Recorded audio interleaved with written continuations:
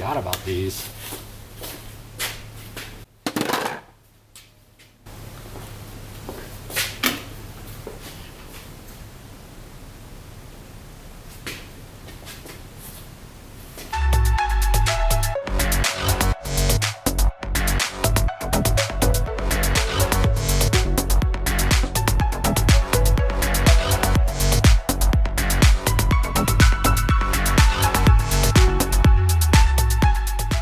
I want to get rid of these weird ass fog lights. I only put them on there because I needed more light.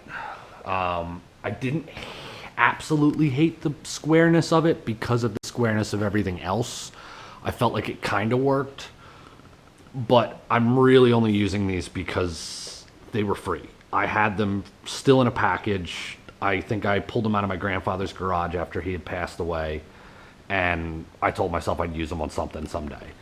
The problem with these is that they're adjusted so that the beams are crossing each other on the ground. That's really not very helpful. It's because of the slope in here, I can't get these out any further.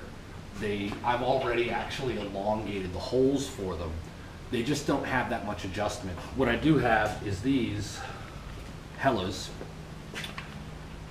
These are pretty good. I had these on my beater, and when I say that, I don't mean like I have the same ones. I mean like 10 minutes ago, went and took these off of my old daily, and we're going to wire them up here instead, because I know these are gonna be way brighter. These are like generic from like the 80s, maybe even older than that. Like you should have seen the packaging on these. It was crazy. It looked like something out of a J.C. Whitney catalog from like 1981. But these I know were really bright, and they are much, much more adjustable. So that's going to help me out a lot. I'll actually be able to aim these properly.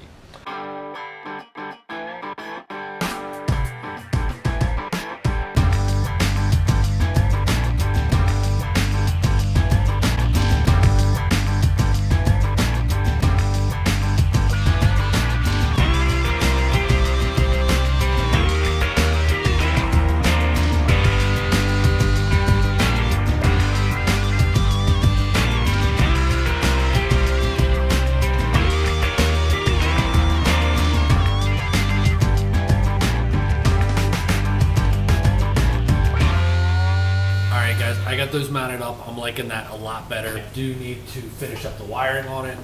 I've got pigtails right here. I've got 2 of these. These are for the stock fog lights on this, so I can just use the wiring from that.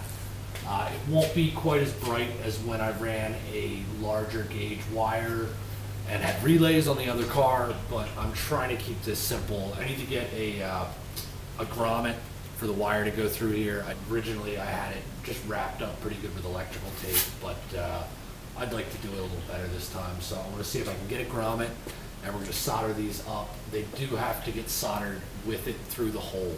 So I have to actually feed these 2 wires on each one through the smaller hole that is drilled behind this, and they'll have to get soldered up there, and any kind of insulator or anything is just gonna have to get slid over it after that.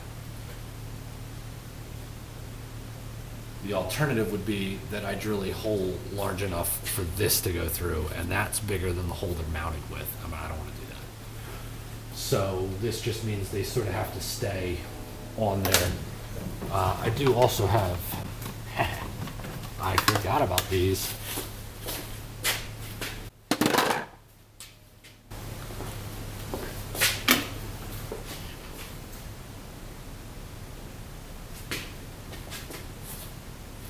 All right, guys, I've got one of these grommets in each one of the back holes for the wires here.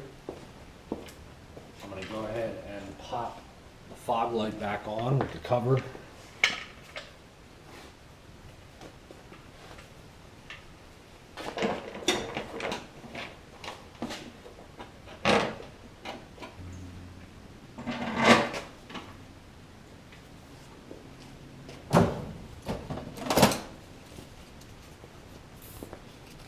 Wires to strip up here.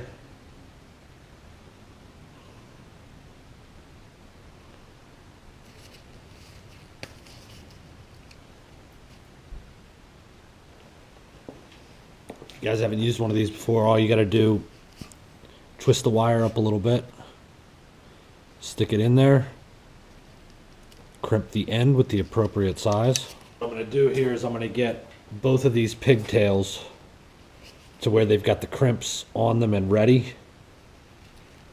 And then all I have to do is crimp them to the car. And then these are the weatherproof ones where I can take a lighter or a heat gun and heat shrink this, and it'll be waterproof.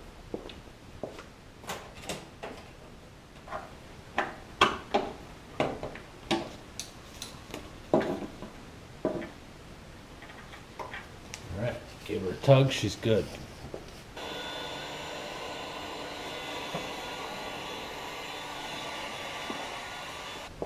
All right, guys, that's it. They are on, they are hooked up, ready to rock. We'll get a better shot of these when the car is back down on the ground and ready to drive.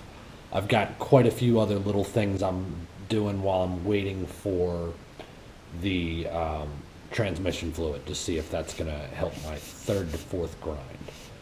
Because I really don't want to beat on this thing if it's gonna cost me my transmission. And I don't want to drive it like a grandma either because, I mean, look at it. Next time.